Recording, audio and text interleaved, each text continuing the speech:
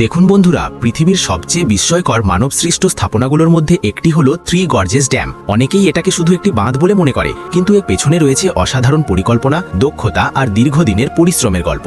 এই বিশাল প্রকল্পের সবচেয়ে বড় চ্যালেঞ্জ ছিল শক্তিশালী স্রোতের নদীকে নিয়ন্ত্রণে আনা। সাধারণত বাঁধ নির্মাণ করতে হলে নদীর পানি অন্যদিকে সরিয়ে শুকনো জায়গায় কাজ করা হয়, কিন্তু এখানে সেই কাজটি ছিল বেশ কঠিন। তাই প্রকৌশলীরা একটি অভিনব পদ্ধতি গ্রহণ করেন। তারা নদীর একটি অংশকে ধাপে ধাপে নিয়ন্ত্রণে এনে প্রথমে একদিকে অস্থায়ী বাঁধ তৈরি করেন, তারপর ধীরে ধীরে মাঝের অংশ থেকে পানি সরিয়ে সেখানে মূল কাঠামোর কাজ শুরু করা হয়। অন্য অংশ দিয়ে তখনও পানি চলাচল স্বাভাবিক রাখা হয়, যাতে পরিবেশ ও নৌপথ ঠিক থাকে। কাজ এগোতে থাকলে সামনে আসে আরেকটি গুরুত্বপূর্ণ প্রশ্ন: পানির চাপ কিভাবে নিয়ন্ত্রণে রাখা হবে? এর সমাধান হিসাবে বাঁধের ভেতরে রাখা হয় একাধিক নিয়ন্ত্রিত পথ, যেগুলোর মাধ্যমে প্রয়োজন অনুযায়ী পানি প্রবাহিত হতে পারে। ফলে চাপ ধীরে ধীরে সামঞ্জস্যে থাকে আর পুরো কাঠামো স্থিতিশীল থাকে।